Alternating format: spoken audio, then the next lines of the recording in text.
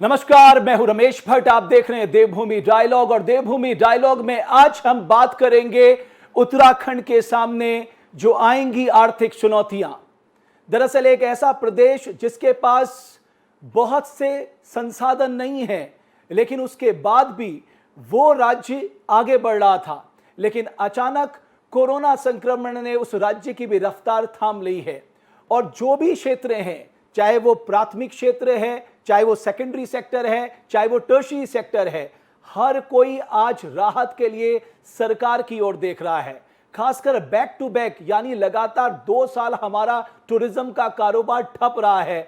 ऐसे में टूरिज्म से जुड़ा हर व्यापारी सरकार की ओर राहत भरी नजरों से देख रहा है। अब सवाल सरकार के सामने यह है कि जिस सरकार के पास अपने खर्चे पूरे करने के लिए संसाधन नहीं है, वो इनको कैसे मदद करेगी और आने वाले भविष्य में उत्तराखंड इन आर्थिक चुनौतियों से कैसे निपटेगा। मसलन अपनी ग्रोथ रेट को कैसे बढ़ा पाएगा, महंगाई को नीचे कैसे ला पाएगा, बेरोजगारी दर को थामने की कैसे कोशिश करेगा, मैदान और पहाड़ के बीच खाई को कैसे पाटेगा, जो इकोनॉमिक एक्टिविटीज थम गई हैं उनको आगे कैसे बढ़ाएगा। इन सारे सवालों का जवाब देने के लिए आज बहुत ही खास मेहमान देवभूमि डायलॉग के मंच पे मौजूद हैं इंदु कुमार पांडे जी। इंदु कुमार पांडे जी वो शख्सियत हैं, मैं कहना चाहूंगा कि शायद उत्तराखंड की अर्थव्यवस्था को, उत्तराखंड के इकोनॉमिक चैलेंजेस को शायद उनसे न बेहतर कोई जान सकता है और उनके सुझाव बहुत महत्वपूर्ण है। वो 5th स्टेट फाइनेंस कमीशन के चेयरमैन भी रहे हैं, वो वित्त सलाहकार भी सरकार के रहे हैं और कोविड-19 से निपटने के लिए जो कमेटी बनाई गई थी सुझाव देने के लिए, उसके चेयरमैन भी आप रहे हैं। आपका बहुत बहुत स्वागत है इंदु कुमार पांडे जी देवभूमि डायलॉग पर। मेरा पहला सवाल आपसे सर, इकोनॉमिक फ्रंट में उत्तराखंड को बहुत बड़ी दिक्कत आने वाली है। हमारा ग्रोथ रेट को झटका लगा है, हमारे रेवेन्यूज टारगेट पूरे नहीं हो पाएंगे। सवाल यह है कि सरकार आने वाले महीनों में अपने खर्चे कैसे मीट करेगी। एक आपने बड़ा महत्वपूर्ण प्रश्न सामने रखा है। ये 15वें वित्त आयोग ने जो अपनी रिपोर्ट दी थी 15 फाइनेंस कमीशन ने, तो वो उस पे उन्होंने शुरुआत ही कोविड से की है कि एक बहुत ही अनसर्टन किस्म की सिचुएशन है, एक अनप्रेसिडेंटेड सिचुएशन है, जो वर्ल्ड वॉर 2 के बाद का ये सबसे बड़ा रिसेशन है। और ऐसा रिसेशन जिसमें कोई स्टैंडर्ड प्रोटोकॉल्स नहीं है, कोई स्टैंडर्ड ऑपरेटिंग प्रोसीजर्स नहीं है, तो जिसे कहते हैं एक तरह से अनप्रेसिडेंटेड है। और इसके बाद तो नया नॉर्मल निकलेगा, वो that will be quite different from the old normal. तो इन परिस्थितियों में किस प्रकार की रणनीति अपनाई जानी होगी, कैसे हम इस चुनौती का सामना करेंगे, ये बहुत महत्वपूर्ण प्रश्न है। अभी भी हमारे पास स्थिति बहुत स्पष्ट नहीं है कि कोविड कब खत्म होगा, किस प्रकार से इसके बाद आर्थिक गतिविधियां होंगी, क्योंकि इसमें कई चीजें नई निकल के आई हैं।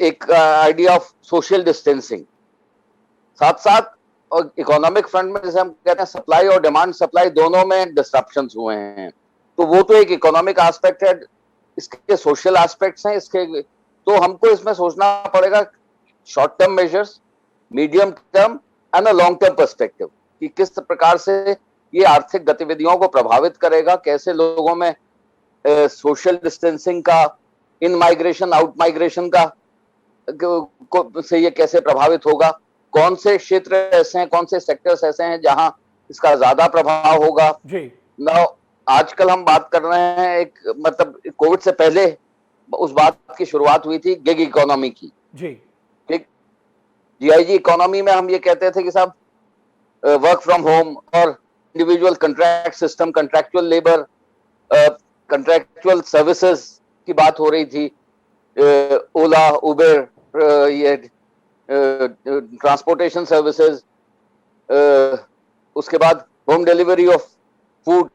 कई उदाहरण हैं जहां पे ई कॉमर्स एटसेट्रा, जहां पे इकोनॉमी में कुछ चेंजेस आ रहे थे। सर अगर मैं शुरुआत करूं, आपने बिल्कुल ठीक कहा, हमें शॉर्ट टर्म मेजर्स पे बात करनी होगी, हमें मीडियम टर्म मेजर्स पे बात करनी होगी, हमें लॉन्ग टर्म मेजर्स में बात करनी होगी।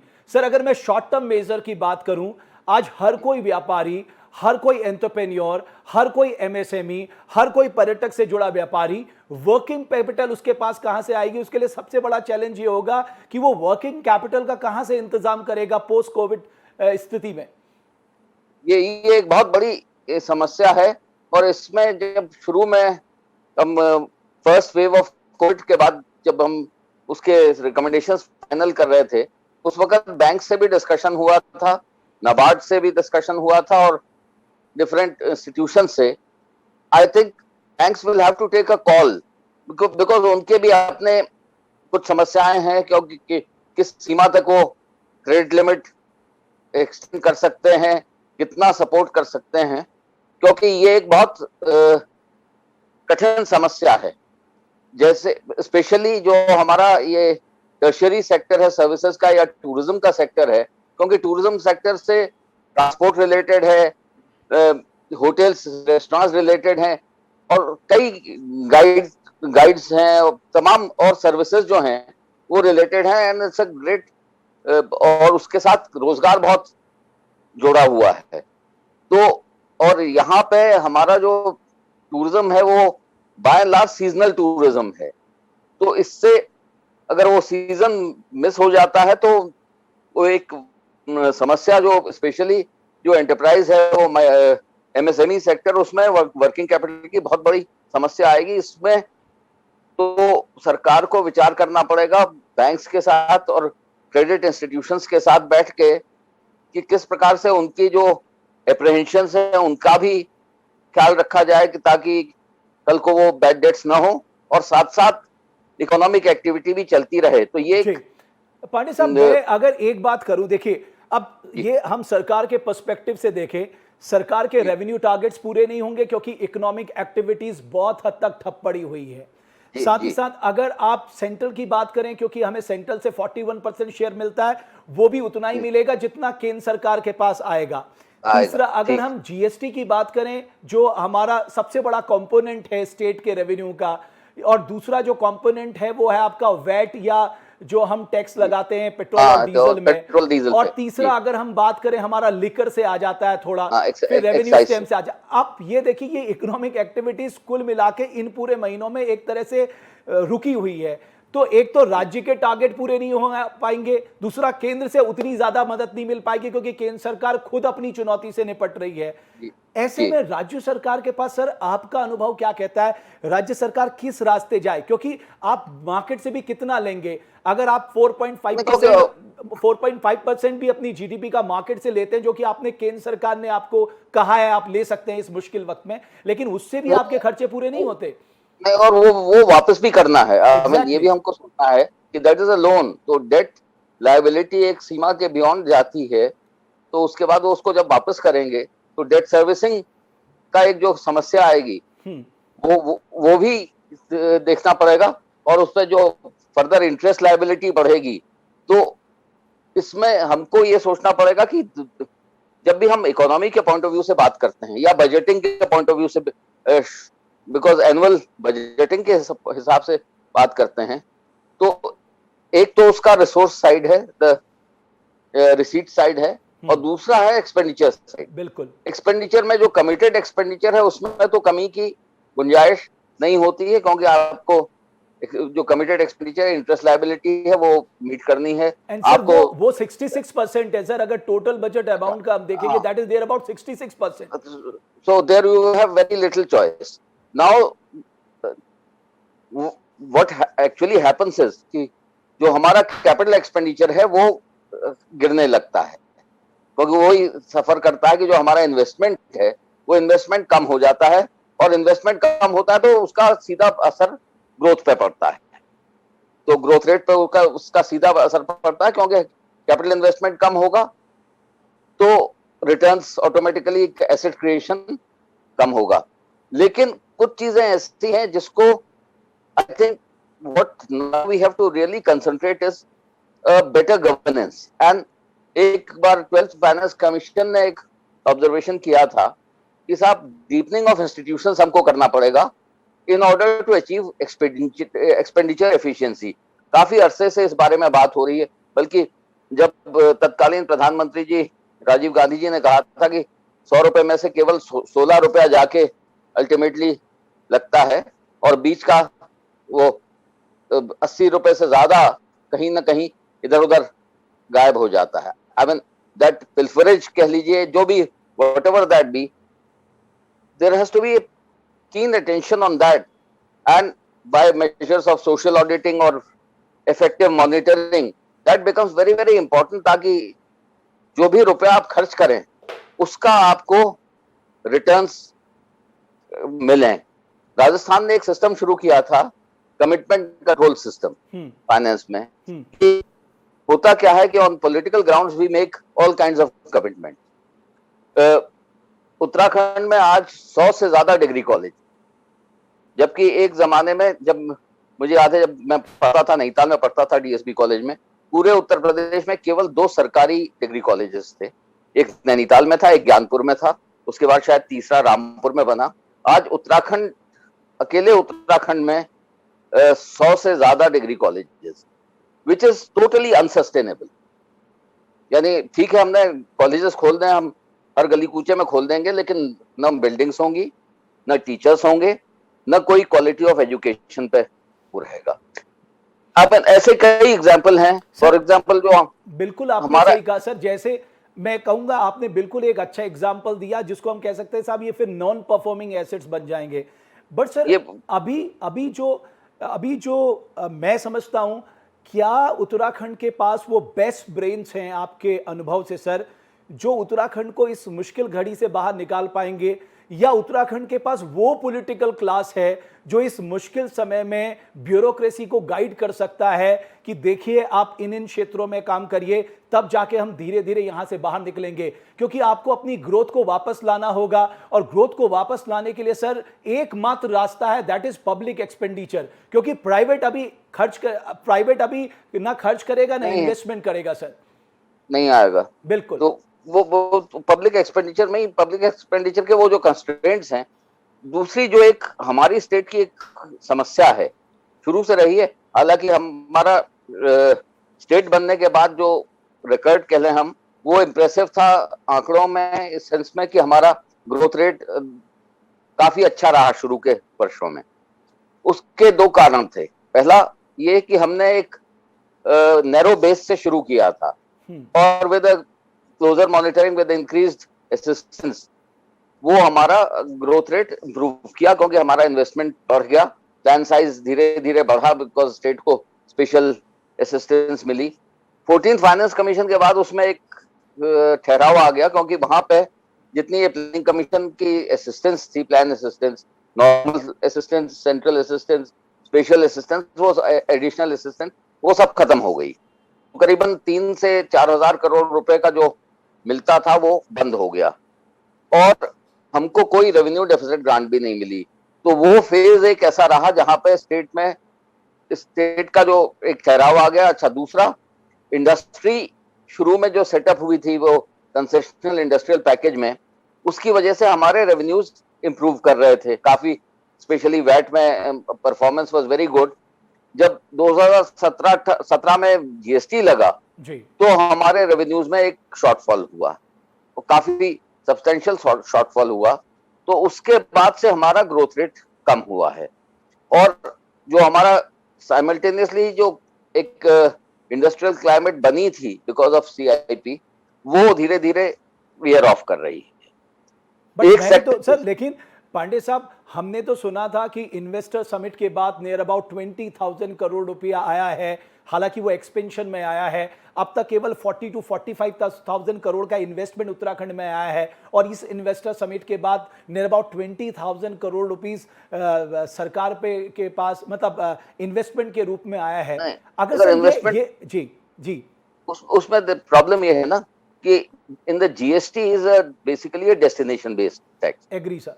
तो अगर मैन्युफैक्चरिंग एक्टिविटी बढ़ती भी है, इन्वेस्टमेंट आता है, तो उसके एडिक्वेट रिटर्न स्टेट को नहीं मिलेंगे in terms of tax receipts. In terms of employment तो फायदा होगा, in terms of other issues फायदा होगा। दूसरा एक जो सेटबैक हुआ है, वो मेरी व्यक्तिगत ओपिनियन है, इसमें there is a lot of controversy regarding this, कि हाइड्रो पावर में हमारे तमाम कंस्ट्रेंट्स आ गए। एक सोर्स जिसको हम समझते थे कि हमारा एक बड़ा अच्छा सोर्स होगा फॉर रेवेन्यूज, और शुरू के सालों में उससे हमको रिसीट्स भी हुई because of various court decisions, regulatory constraints, environmental constraints. उसमें एक ठहराव आ गया एक्सेप्ट फॉर 82 और एक दो छोटे प्रोजेक्ट के अलावा बाकी सारे प्रोजेक्ट्स रुक गए। तो वो एक सेक्टर जहां पोटेंशियल था वो रुका हुआ है। बट सर पांडे साहब, अगर मैं इसी को बोलूं, अगर मैं हाइड्रो पावर की बात करूं, हम जानते हैं कि हमारा पोटेंशियल नियर अबाउट 25,000 मेगावाट के आसपास का है। हम जो अचीव कर रहे हैं वो 3,000 के आसपास है, और आगे इस क्षेत्र में संभावना नहीं दिखती, जिनका कारणों का आपने जिक्र किया। तो सर यह हमें पहले ही समझ लेना चाहिए कि कोर्ट के कंस्ट्रेंट होंगे, इन्वायरमेंटलिस्ट के कंस्ट्रेंट होंगे, हमारी जो फ्रेजाइल लैंड या जियोग्राफी की है उसके कंस्ट्रेंट होंगे, हम सिस्मिक जोन 4 और 5 में है उसके कंस्ट्रेंट होंगे। तो हमें दूसरे सेक्टर की ओर मूव करना चाहिए। सपोज अब हम सोलर की तरफ मुड़े हैं, सोलर एक बहुत अच्छा विकल्प हो सकता है हमारे राज्य के लिए। मेरे अपने इसमें रिजर्वेशन हैं। सोलर की में संभावना है, सोलर के अपने कंस्ट्रेंट्स भी हैं। जो कहते हैं कि साहब बहुत एनवायरनमेंट फ्रेंडली है, it is not as environment friendly as it is touted to be, क्योंकि उसकी अपनी दिक्कत है। सोलर में सबसे बड़ी दिक्कत है कि आज की जो टेक्नोलॉजी है उसमें रेयर अर्थ्स का बहुत इंपॉर्टेंट रोल है, और रेयर अर्थ्स का सबसे ज्यादा जो स्टोर हाउस है वो है चाइना में। तो अगर हम if we go for that in a very massive way, I think we'll have to depend on other countries to get this thing. So unless there are technological, जो आज solar थोड़ा सस्ता हो रहा है वो सब्सिडीज की वजह से हो रहा है, उसमें ट्रांसमिशन कॉस्ट में सब्सिडी है, बाकी सब्सिडीज हैं। तो इसलिए उसको बिल्कुल अगर हम टोटली न्यूट्रल तरीके से उसको इवेल्युएट करें, it may not be a very viable option, but in case hydro power में अगर टोटल रोक लगती है तो फिर उनको भी उस पर विचार करना जरूरी हो जाएगा कि किस सीमा तक हम उसको वो कर सकते हैं। ओके सर, जी सर आप कंप्लीट करिए सर, प्लीज कंप्लीट करिए। एक चीज जो हमने कोशिश की थी जिस समय मैं ये कोविड वाली कमेटी को हेड कर रहा था, सारे जिलों के माइक्रो प्लान्स बनवाए थे, बिकॉज हालांकि हमारा एग्रीकल्चर में स्कोप बहुत लिमिटेड है, क्योंकि सिर्फ 12% लैंड जो है वो अंडर एग्रीकल्चर है। और ये कहना कि एग्रीकल्चर में अपग्रेडेशन आसान नहीं है, because things like with technological support उसकी कॉस्ट भी आती है। अगर हम इरिगेशन से माइक्रो इरिगेशन में शिफ्ट करते हैं, पॉली हाउसेस में शिफ्ट करते हैं, तो उसकी क्या कॉस्ट आती है। एक बड़ा इंटरेस्टिंग मैंने आर्टिकल पढ़ा था कुछ महीने पहले, ऑलमोस्ट साल भर पहले, इकोनॉमिक टाइम्स में था, अबाउट दिस हाईटेक एग्रीकल्चर। उसमें उसने कुछ यूनिट्स का जिक्र किया था, स्पेशली एक यूनिट का नैनीताल की किसी यूनिट का जिक्र किया था, और कुछ और स्टेट्स की यूनिट्स का जिक्र किया था, जहां उन्होंने कहा था कि हाईटेक एग्रीकल्चर की कॉस्ट बहुत हाई आ रही, तो वो वायबल है कि नहीं है। तो what kind of appropriate technologies we can do, because वहां पे भी हमको जो एक हमारा डिफरेंशियल है between the plains and the hills में इतनी छोटी होल्डिंग्स हैं कि उसमें मैक्सिमम प्रोडक्टिविटी कैसे हो और कैसी टेक्नोलॉजी हो जो which is easy to adopt. और एक बहुत बड़ा कंस्ट्रेंट जो आता है जब भी हम बात करते हैं एग्रीकल्चर प्रोड्यूस की, एग्रीकल्चर में मैं हॉर्टिकल्चर, फ्लोरिकल्चर सबको शामिल करता हूं, तो मार्केटिंग की एक बहुत बड़ी समस्या आती है। हमारा जो भी एक्सपेरिमेंट हुआ सरकारी ऑर्गेनाइजेशंस के माध्यम से मार्केटिंग, इनफैक्ट ये जो कुमाऊं मंडल विकास निगम और गढ़वाल मंडल विकास निगम जब शुरू में सेटअप किए गए थे, आइडिया ये था कि ये मार्केटिंग ऑर्गेनाइजेशन होंगे। उस समय टूरिज्म वगैरह की कोई बात नहीं थी, ये मार्केटिंग ऑर्गेनाइजेशन होंगे ऑफ द हिल प्रोड्यूस, लेकिन दे वर नॉट सक्सेसफुल। और देश में भी हमने देखा है कि कोई सरकारी ऑर्गेनाइजेशन पूरी तरह से ये, क्योंकि वहां पे you have to take a decision on the spot, हो सकता है you may go wrong, you may lose, तो in a governmental system we cannot handle this kind of a thing. But sir मैं आपसे एक और बात कहना चाहूंगा, आपने एग्रीकल्चर की बात की सर, हमसे मुश्किल हालात, मैं खुद इजराइल गया हूं, वहां पर रहा हूं, मैंने देखा है हमसे मुश्किल हालात इजराइल के थे। लेकिन उन्होंने एग्रीकल्चर में जितने रिफॉर्म्स किए, मैं कहूँगा वो क्रांति लेकर आ गए। सर, हमारे पास Indian Council of Agriculture Research है, हमारे पास पंतनगर यूनिवर्सिटी जो इंटरनेशनल लेवल की यूनिवर्सिटी है इन टर्म्स ऑफ एग्रीकल्चर, मैं कहूँगा रिसर्च एंड डेवलपमेंट, हमारे पास कृषि विज्ञान केंद्राज हैं। सर, हमने इनका इस्तेमाल ही नहीं किया, या हमने इनको मॉनिटर ही नहीं किया कि साहब ये लैब में क्या कर रहे हैं और वो लैब क्या ग्राउंड तक पहुंच रहा है या नहीं। और यही कारण है कि जो इकोनॉमिक एक्टिविटीज पहाड़ों में होनी चाहिए वो नहीं हो पाई। आपने बहुत सही बात की, बल्कि मैं तो इससे भी एक लोकल एग्जाम्पल देना चाहूंगा सर, यहाँ पे। मुझे वो गांव का नाम याद नहीं है, पौड़ी में कुछ गांवों ने वॉलंटरीली एक, जैसे कहते हैं, एक कंसेप्ट ये आया था, वन विलेज वन फार्म। हाँ, ताकि आपकी ओनरशिप आपकी रहेगी, आप आपस में एक एग्रीमेंट से कुछ फार्मिंग टेक्निक्स को और एक ही क्रॉप को अपनाए, तो उसमें इकोनॉमीज ऑफ स्केल भी होंगी और उसमें आपको टेक्नोलॉजिकल सपोर्ट भी मिलेगा। तो एक प्रपोजल, जब एक समय यहाँ पॉलिसी प्लानिंग कमेटी बनी थी, जब हरीश रावत जी चीफ मिनिस्टर थे, और उसमें we had mooted this idea कि we should on a pilot basis start this concept of one village one farm. हाँ, one village one farm, ताकि and it is a voluntary thing कि लोग आपस में तय करें कि साहब ये क्रॉप, तो उसमें मार्केटिंग की आसानी हो जाएगी। जैसे इनफॉर्मली जब ये चंबा के आसपास मसूरी चंबा की बेल्ट थी, ये बनी थी हॉर्टिकल्चर बेल्ट, तो बाद में यहाँ इन्होंने मटर उगाना शुरू किया। और फिर ये हुआ कि इनफॉर्मल कोऑपरेटिव्स और ये ऑफ सीजन वेजिटेबल्स वगैरह शुरू की, उसमें उनको प्रॉफिट्स काफी मिले। ये this belt developed as a vegetable belt, off season vegetable belt. तो इस किस्म की चीजें, इसीलिए मैंने पोस्ट कोविड 13 जिले के माइक्रो प्लान्स बनवाए थे, सब डिस्ट्रिक्ट मजिस्ट्रेट्स ने बना के भेजे थे, जो आज भी यहाँ वो centre for policy studies planning department में, वो माइक्रो प्लान्स करीब मेरे तब शायद सारे जिलों के आ चुके हैं।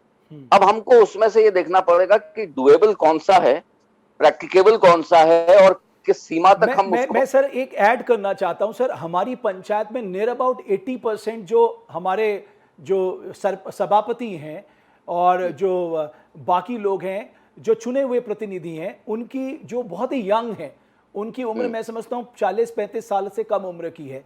सर, इतना बड़ा ह्यूमन रिसोर्स है हमारे पास, इनके अंदर कॉन्फिडेंस कैसे बढ़ा जाए, इनको टेक्नोलॉजिकल सपोर्ट कैसे दिया जाए, इनको फाइनेंशियल सपोर्ट कैसे दिया जाए।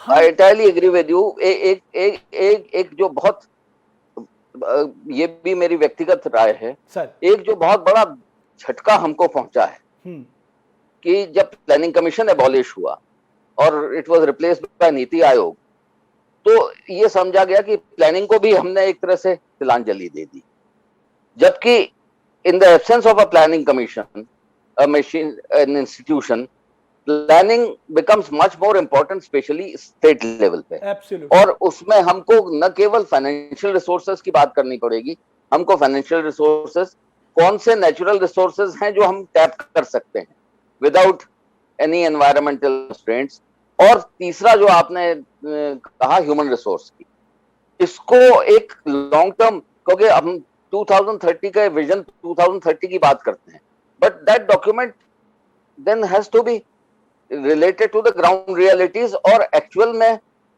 what is doable with a certain proactive efforts, इन चीजों पे अलग अलग विचार करना पड़ेगा और बहुत ही गंभीरता से विचार करके। आपने एक बहुत इंपॉर्टेंट बात की सर, आपने कहा प्रोएक्टिव अप्रोच। अब सर, ये प्रोएक्टिव अप्रोच लाएगा कौन? यहां अगर उत्तराखंड के सिनेरियो में मैं बात करूं, क्या पॉलिटिकल क्लास में वो प्रोएक्टिव अप्रोच है? वो मैं ऐसा इसलिए कर रहा हूं कि इस देश में, मैं प्रदेश की तो छोड़ो, इस देश में जो आपने शुरुआत में कहा, कभी ईमानदारी से आउटले वर्सेस आउटकम पे चर्चा ही नहीं हुई कि साहब हमने 100 रुपए खर्च किया, क्या उस 100 रुपए का हमने अचीव किया या नहीं किया। सर, अब समय आ गया, आपको लगता है कि हमें एक एक रुपए के लिए उसको आउटकम बेस्ड बनाना पड़ेगा, उसका मैक्सिमम रियलाइजेशन करना पड़ेगा। बिल्कुल बनाना पड़ेगा, अदरवाइज वो स्थिति को सुधारना लगभग असंभव हो जाएगा। मैं आई जस्ट रीड आउट ये जो फाइनेंस कमीशन का एक ऑब्जर्वेशन है, please sir. I just read it out.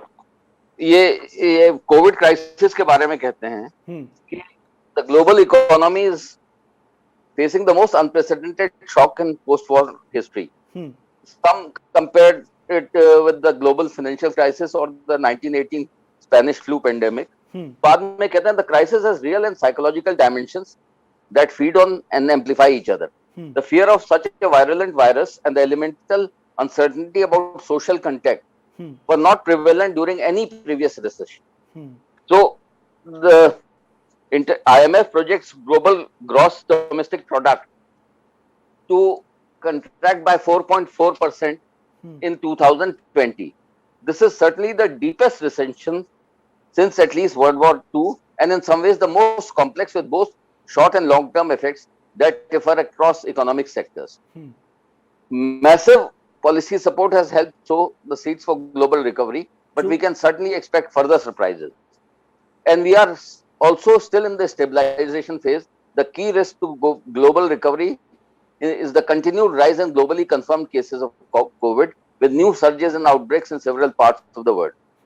Our choices in how to invest for the growth phase will come next. And with these, we must not only remedy the damage, but think ahead to the future. We do not expect the world to return to the way it was before. The new normal will not be the old normal. The psychological effects of seeing a known but abstract risk becoming real will last and manifest in how we travel, socialize and invest. तो जो आप कह रहे हैं, now expenditure efficiency becomes very very important. अगर आपको resource constraints हो रहे हैं तो फिर जैसे मुझे याद है यूपी में जब 90s में क्राइसिस सिचुएशन आई थी, स्पेशली जब पे कमीशन रिकमेंडेशंस आई और पैरिटी विद सेंटर हुआ, तो most of the states were not in a position to afford that kind of a wage bill. लेकिन वो फिर सारी स्टेट्स में वो डिसीजन था, तो उसकी वजह से स्टेट के रिसोर्स कंस्ट्रेंट्स बढ़ती गई और अल्टीमेटली फिर ये हुआ कि साहब अगर हम रिसोर्स नहीं रेस कर पा रहे हैं इतना, यूपी में तो एक एडवांटेज था कि the very size of the state से may be because of Noida and that belt, industrial belt थी, वहां से काफी close to Delhi which was one of the biggest markets, तो वो एडवांटेज था. बट उसके बाद फिर ये हुआ कि we must prioritise our expenditure, तो हाई प्रायोरिटी डेवलपमेंट एक्सपेंडिचर का आया and what kind of economy measures have to be taken. I think इसमें जो आपने कहा कि सर वो हमारे यहाँ कहते हैं ना that good economics bad politics, अब उसका तो मतलब फिर वो उसका भी हमें बिल्कुल ध्यान. सर मैं इसलिए कह रहा हूं, मैं एक एग्जांपल लेता हूं, उसका एक कॉल लेनी पड़ेगी, वो तो पॉलिटिकल. अभी क्या है कि सर आपको पॉलिटिकल कॉल लेनी होगी, पॉलिटिकल गाइडेंस इस मुश्किल समय में बहुत जरूरी है. सर मैं एक एग्जांपल लेता हूं, सपोज एक डेयरी सेक्टर का हम एग्जांपल लेते हैं सर. सर अमूल कहां पहुंच गया, सर मदर डेयरी कहां पहुंच गया, और हमारा जो अपना ब्रांड है सर आंचल, वो पता नहीं कौन सी बाकी आंचल की छाया में छुपा हुआ है. सर हमने उसमें कोशिश ही नहीं की. सर वो अगर आपके पास पैसा नहीं है आप प्राइवेट इन्वेस्टमेंट ला सकते हैं, क्योंकि सर यहाँ पर सर डिमांड बहुत ज्यादा है, यहाँ पर सप्लाई नहीं. ये तो आप लोकली है. ये जो आप कह रहे हैं, ये these issues were discussed while making the micro plans की इसका जो हमारा पोटेंशियल है ऑफ लोकल प्रोड्यूस, कितना किस सीमा तक उसमें वैल्यू एडिशन हो सकता है. बिकॉज जहां आप वैल्यू एडिशन इन सिटू करते हैं जी लोकली, आपकी ट्रांसपोर्टेशन कॉस्ट उतनी घटती है, क्योंकि आप वेस्ट एलिमिनेशन वहीं पे हो जाता है, आपकी ट्रांसपोर्टेशन कॉस्ट घटती है, आपका प्रोडक्ट ज्यादा वायबल होता है. यहाँ मुझे याद है हमारे कलीग थे अमरेंद्र सिन्हा, उन्होंने 2 चीजें शुरू की थी यहाँ. One was cheese making, and idea ये था कि साहब इसको हम as a cottage industry, because अगर आप देखें इटली में और यूरोप में cheese started as a cottage industry. बिल्कुल. वो पार्मा की थी तो पार्मेजन हो गई, कहीं ग्रोयर हुई तो अलग अलग विलेजेस ने अपनी अपनी बनानी शुरू की. तो दीज आर द आइडियाज वे आज अमूल चीज has become a total success. I mean, it was never there earlier on.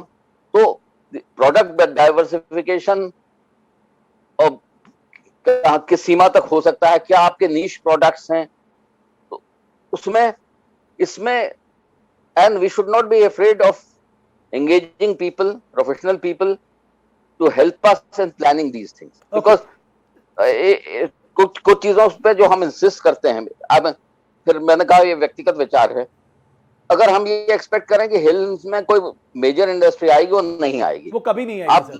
कभी नहीं आएगी. कि आप कितने बहुत कोशिश की गई, तमाम कंसेशंस दिए गए, ऑलमोस्ट 100% कंसेशंस के बावजूद नहीं आएगी, क्योंकि उसको तमाम इंडस्ट्री का एक माहौल होता है जहां एग्रीगेशन इकोनॉमीज हो, इकोनॉमीज ऑफ स्केल हो, ट्रांसपोर्टेशन आसान हो. तो those are the things. Even जो हमारी हरिद्वार और पन्नगर में इंडस्ट्री आई, कंसेशनल इंडस्ट्रियल पैकेज में सर्टेन टैक्स कंसेशंस थे और वो थे, और प्रॉक्सिमिटी टू दिल्ली थी, which was a market. That's why it was partially successful. Okay, तो हम ये एक्सपेक्ट करेंगे कोई चमोली में जाके बड़ी इंडस्ट्री लगाएगा उन्हें, तो लोकल प्रोडक्ट्स. क्योंकि सर मैंने डेयरी का इसलिए भी एग्जांपल लिया, it has the potential to create employment in a large number. It's a very good suggestion. In fact, this is something which I feel कि क्योंकि डिमांड बढ़ेगी, ये एक ऐसा प्रोडक्ट है जिसमें डिमांड और जितना वैल्यू एडिशन होगा, if you can successfully market it. इसमें मेन इशू आता है मार्केटिंग का, and we must take marketing support from. मैं आपको एक छोटा सा एग्जांपल देता हूं. एक यूनिट थी रुद्रपुर में पहले सर, वो शुरुआत की थी उन्होंने, वो ये फ्रोजन पीस से शुरुआत की थी, मुझे एग्जैक्टली नाम याद नहीं है, और उसकी मार्केटिंग हिंदुस्तान लीवर कर रहा था उसको, और वो बहुत सक्सेसफुली हुआ. इतना सक्सेसफुल हुआ कि आसपास का एरिया, जितना रुद्रपुर के आसपास का एरिया था, right up to Bajpur and Ramnagar, लोगों ने जो किन फार्मर्स थे, they also switched over to green peas. उसके बाद फिर जो वो उस यूनिट तराई फूड्स था, उस यूनिट का नाम, और तराई फूड्स का फिर बाद में जो उनका हिंदुस्तान लीवर से एग्रीमेंट था, उसमें कुछ प्रॉब्लम आई, मार्केटिंग बंद हुई, and ultimately that unit close down because they were facing lot of problems with marketing their produce. So we'll have to invite people who can help us in marketing. और एक ये जो थोड़ा सा हमारा reservations होते हैं of an outside investor or private sector entering into, so what kind of a public-private participation models we can work out. आजकल आपके पास बहुत सारे मॉडल है सर, पीपीपी मॉडल है, बीओटी मॉडल है, आप किसी भी मॉडल पे काम कर सकते हैं. सर भाई, एक और जो सबसे क्रूशियल मैं समझता हूं उत्तराखंड सरकार के लिए, इस राज्य के लिए सबसे बड़ा चैलेंज है सर, बेरोजगारी, अनएम्प्लॉयमेंट. सर सवाल इस बात का है कि क्या गवर्नमेंट इस ओर थिंक कर रही है? आपकी एक बड़ी आबादी बेरोजगार है, और आप जिसके पास रोजगार था वो रोजगार चला गया, जो डायरेक्टली इनडायरेक्टली पर्यटन से जुड़ा था उसका रोजगार भी चला गया. इतनी बड़ी आबादी आज खाली बैठी हुई है, उसके लिए गवर्नमेंट क्या थिंक कर रही है? उसके लिए तो सर प्रोएक्टिव अप्रोच नहीं, आपको वॉर फुटिंग पे काम करना पड़ेगा. उस पर तो जिसे कहते हैं मिशन मोड में काम करना पड़ेगा. खासतौर से मिशन मोड में दो चीजों से, एक तो सही माने में जिसे कहते हैं स्किल डेवलपमेंट, बिकॉज आपका अगर सही तरीके से स्किल डेवलपमेंट हो तो आप उसको एम्प्लॉयबल बना सकते हैं. और मुझे आउट माइग्रेशन में मुझे व्यक्तिगत तौर से कोई एतराज नहीं. अगर आप इंटरनेशनल लिटरेचर कोई भी देखें ऑन इकोनॉमी, ऑन सोशियोलॉजी, तो कहीं किसी देश में माइग्रेशन रुका नहीं है, अगर वो माइग्रेशन एस्पिरेशनल माइग्रेशन सर, बल्कि वो बालन लिन का एक रिसर्च स्टडी है. एस्पिरेशनल माइग्रेशन को तो हम बात ही न करें, बट सर मजबूरी का माइग्रेशन का क्या करें सर? सर आप देखिए पौड़ी एंड अल्मोड़ा सर, जो जिसको हमारी सांस्कृतिक मैं समझता हूं डिस्ट्रिक्ट माने जाते थे, बहुत ही पढ़े लिखे लोग वहां के होते थे, minus population growth rate sir, minus population growth rate sir. It is bound to be there, because देखिए आपके पास जो लिमिटेड ऑप्शंस हैं, और लिमिटेड ऑप्शंस में I think the most the possible doable option is in the tourism sector, specially home stage का, जहां कुछ areas में होम स्टेज डेवलप हुए इस समय। ठीक है, टेम्पररी सेटबैक हुआ है, बट टेम्पररी सेटबैक में भी होम स्टेज में वो सेटबैक रिलेटिवली कम हुआ है। हालांकि अब सेकंड ये जो वेव आई है इसमें लोग थोड़ा डरे हुए हैं, बिकॉज पब्लिक हेल्थ फैसिलिटीज ये ऐसा इशू होगा जिस पे हमको बहुत सीरियसली विचार करना पड़ेगा। बिकॉज क्योंकि पब्लिक हेल्थ को हमने एक तरह से, जो कई लोगों का कहना कि 50 के दशक से तिलांजलि देना शुरू किया, और the concentration was on medical health, medical care, secondary care, tertiary care, और जो एक बेसिक पब्लिक हेल्थ के इश्यूज थे, सैनिटेशन एटसेट्रा, वो सब बैकग्राउंड में चले गए। I think these are issues where we will have to very seriously think about it. One important point, sir. One more important point. Government small scale economic activities पे ध्यान क्यों नहीं देती? आपने कहा FPO बनाने चाहिए, वन विलेज वन फार्म के मॉडल पे काम करना चाहिए। सर पता नहीं, समझ में कभी कभी सोचता हूं कि जब 6.5 लाख का सिक्किम 2016 में ऑर्गेनिक स्टेट बन सकता है, तो 1.25 करोड़ उत्तराखंडी किस साल का इंतजार कर रहे हैं?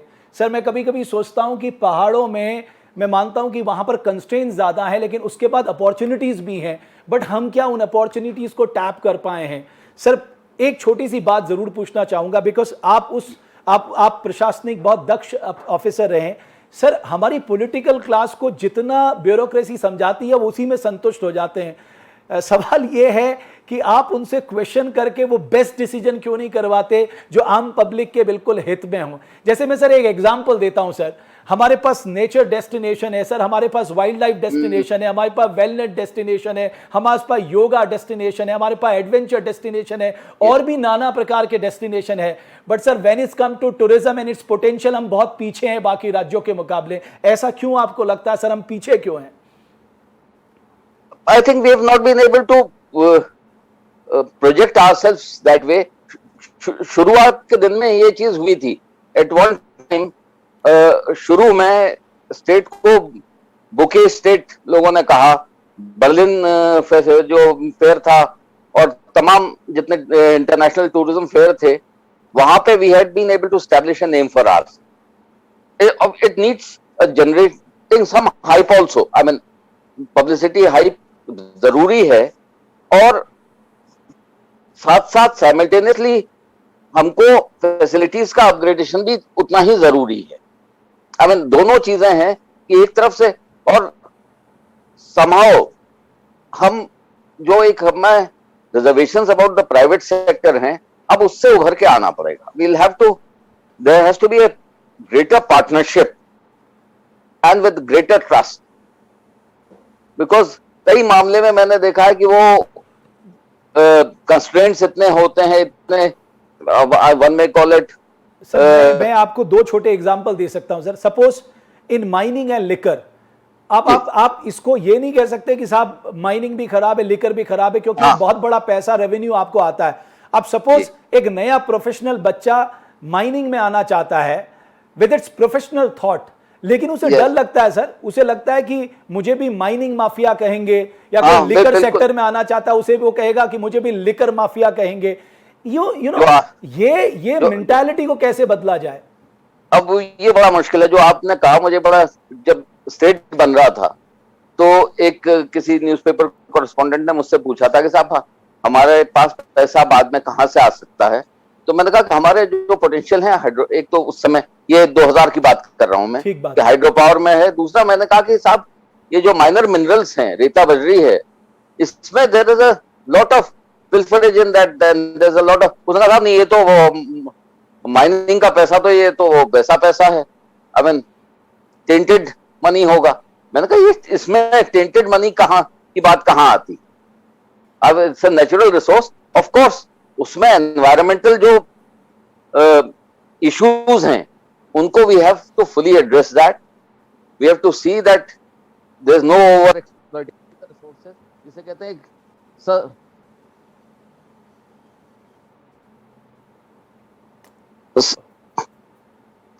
उसमें सस्टेनेबिलिटी के इश्यूज हैं। बिल्कुल। सॉरी, आप बोलिए बोलिए सर, आप बोलिए प्लीज। उसमें सस्टेनेबिलिटी के इश्यूज हैं सर तो इसलिए इन चीजों को हमको आगे सोचना पड़ेगा कि ये कोई पैसा अपने रिसोर्सेज में, फॉरेस्ट बेस्ड रिसोर्सेज को कहां किस सीमा तक हम बिना एनवायरमेंटल डैमेज के विद एडिक्वेट मिटिगेशन मेजर्स उनको उसमें से, क्योंकि हमारा जहां 65% फॉरेस्ट एरिया है, जहां all most of the rivers are designated within the forest area, how best to use these non-tax revenues, how far can we go to mobilize these non-tax revenues? बिल्कुल sir, आपको लगता है कि उत्तराखंड का भविष्य service sector में है और खासकर टूरिज्म पे आप ज़्यादा ध्यान देने की ज़रूरत है? बिकॉज आपकी रोड कनेक्टिविटी बहुत अच्छी हो रही है, आपकी एयर कनेक्टिविटी काफ़ी हद तक ठीक हो रही है, और अब आपको जरूर आपकी रेल कनेक्टिविटी, आप चार धाम जो रेल लाइन है वो आपकी कर्णप्रयाग तक चली जाएगी 2025 तक, तो आपको सिर्फ जरूरत है मोबाइल कनेक्टिविटी देने की। सर जैसे मैं आप एग्जांपल दे रहा हूं, बहुत जरूरी है आईटी बैकबोन। अभी एमएनसीज के जो लोग हैं, एमएनसी ये मान चुकी है कि उनके लिए ज्यादा अच्छा है कि लोग वर्क फ्रॉम होम करें, और मैं समझता हूं वर्क फ्रॉम होम के लिए जो इन्वायरमेंट देवभूमि उत्तराखंड दे सकता है वो बाकी और राज्य नहीं दे सकते। तो हमारे पास एक तो ये रास्ता है। दूसरा सर, इस समय देश में हर जगह एक शब्द की बड़ी चर्चा है, इम्यूनिटी बूस्टर, इम्यूनिटी बूस्टर। तो ये तो इम्यूनिटी बूस्टर स्टेट अपने आप में है। अगर उत्तराखंड की याद करें, इसका नैसर्गिक वातावरण, इसका खान पान, इसका जो आबो हवा है, ये तो ऑटोमेटिकली आपकी इम्यूनिटी बढ़ा देगा। तो हमें इस तरह से अपने आप को आप प्रोजेक्ट करना चाहिए। This should be the USP. ये तो हमारा स्टेट का यूएसपी होना चाहिए, स्पेशली फॉर द टूरिस्ट। और क्योंकि इसमें टूरिज्म सेक्टर एक ऐसा सेक्टर है जहां इन्वेस्टमेंट टू एम्प्लॉयमेंट रेशियो बहुत हाई है। सर आई मीन जितना आप इन्वेस्ट करते हैं उसके मुकाबले इस सेक्टर में, बिकॉज सर ये तो इंटरनेशनल रिसर्च है कि अगर आप मैन्युफैक्चरिंग में 10 लाख रुपए खर्च करते हैं, आप 18 जॉब क्रिएट करते हैं। आप एग्रीकल्चर में खर्च करते हैं, आप 28 से 30 जॉब क्रिएट करते हैं। एंड द मोमेंट आप टूरिज्म सेक्टर में खर्च करते हैं, आप 50 से 60 डायरेक्ट इनडायरेक्ट जॉब क्रिएट करते हैं। तो ये तो विन विन सिचुएशन है। बिल्कुल है। The only thing is we will have to take one precaution कि जहां भी है उस जगह की कैरिंग कैपेसिटी को ध्यान में रखना होगा। एग्जैक्टली मतलब उसका ओवर एक्सप्लॉइटेशन ना हो। जो आज मसूरी या नैनीताल की हालत हो गई है वो नहीं होनी चाहिए, क्योंकि कहीं ना कहीं हमको उस पर देखना पड़ेगा कि हम वो स्लम न बनने दें, even in our rural area. मैं एक दो छोटे छोटे सवाल और लेना चाहता हूं सर। एक जो मुझे लगता है कि सर हम जिस बात को भूल जाते हैं कि जब हम कहते हैं कि साहब हमारा पर्यटन प्रदेश है, हम ग्लोबल मंचों में कहते हैं, हम राष्ट्रीय मंचों में कहते हैं, अगर आप दुनिया के किसी देश में जाएं सर, वो सबसे ज्यादा सैनिटेशन पे, स्वच्छता पे ध्यान देते हैं। when it comes to Uttarakhand sir, आप देखेंगे कि गंगा किनारे जो लोग भी रिवर राफ्टिंग करते हैं वहां भी आपको बॉटल्स दिखेंगी, वहां पर भी आपको केन्स दिखेंगे। आपको लगता है सर केवल अवेयरनेस एक मेथड हो सकता है, लेकिन आपको एक स्ट्रिंजेंट लॉ लाना पड़ेगा खासकर स्वच्छता को लेकर, ताकि लोग खासकर फॉरेन टूरिस्ट आए तो वो जो भाव है स्वच्छता का, वो क्लीनलीनेस का, वो उसे यहां पर देखने को मिले। It has to be a mix of both. एक लीगल वो भी हो। मैं आपको एक एग्जांपल नैनीताल का देता हूं sir. Nainital is virtually now plastic free, I mean with few exceptions. आप किसी दुकान में चले जाइए, आपको वो पॉलिथीन की थैली नहीं देता है, मना कर देता है। And this initiative was taken by the local व्यापार मंडल। ये जब 90s में ये शुरुआत हुई तो पहला initiative came from the local व्यापार मंडल, और उन्होंने डिसाइड किया कि साहब हम कोई भी सामान के लिए आप अपना थैली लेके आइए, या अब तो खैर वो उन्होंने अल्टरनेटिव वो डेवलप कर लिए हैं, नॉन प्लास्टिक बैग्स। तो both voluntary effort along with stringent regulations। Sir but एक लैक ऑफ कमिटमेंट दिखता है। जैसे आपको याद होगा इस स्टेट ने कहा कि साहब पॉलिथीन बैन है, आज आप मार्केट में चले जाइए सर, आपने हर नैनीताल जगह मिल बहुत अच्छा एग्जांपल दिया सर। नैनीताल में वहां के व्यापारियों ने खुद से इनिशिएटिव लिया, इसलिए वो पेपर बैग, मुझे याद है ब्राउन कलर के पेपर बैग वो इस्तेमाल करते थे। एग्जैक्टली, क्योंकि मुझे याद है सर, मैं भी डीएसपी से पढ़ा हूं। मेरा सिर्फ ये कहना है कि ये लैक ऑफ कमिटमेंट जो पॉलिटिकल क्लास का है सर, ये कब समझेगा कि साहब आज आप एक ऐसे स्थिति में काम कर रहे हैं जहां आपका एक ग्लोबल कंपटीशन है सर। आज हर राज्य अपनी ग्रोथ बढ़ाना चाहता है, अपने इकोनॉमिक इंडिकेटर्स में आगे बढ़ना चाहता है, अपना अनएम्प्लॉयमेंट रेट कम करना चाहता है, अपने रेवेन्यू रिसोर्सेज बढ़ाना चाहता है। बट मैं देखता हूं सर, यहां ऐसी फिक्र नहीं दिखती।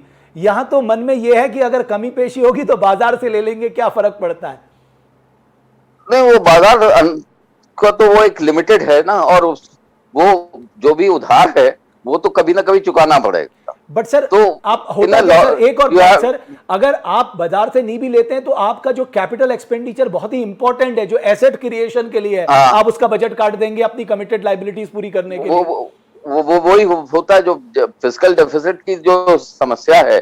फिस्कल डेफिसिट यही है कि आप बोरोइंग्स को यूटिलाइज कर रहे हैं फॉर कंजम्पशन एक्सपेंडिचर, तो we will have to somehow, और ये कॉल लेनी पड़ेगी at the political level. Okay sir, बिल्कुल सही कहा सर। एक लास्ट सवाल sir, as a economist, as a former bureaucrat, as a former chief secretary, as a member chairman of 15th finance commission और adviser to government of Uttarakhand, आपका उत्तराखंड सरकार को मंत्रा क्या है?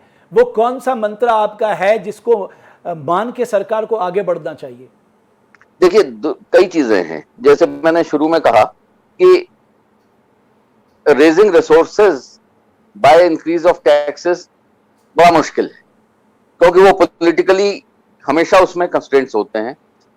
तो any reforms have to be incremental reforms sir.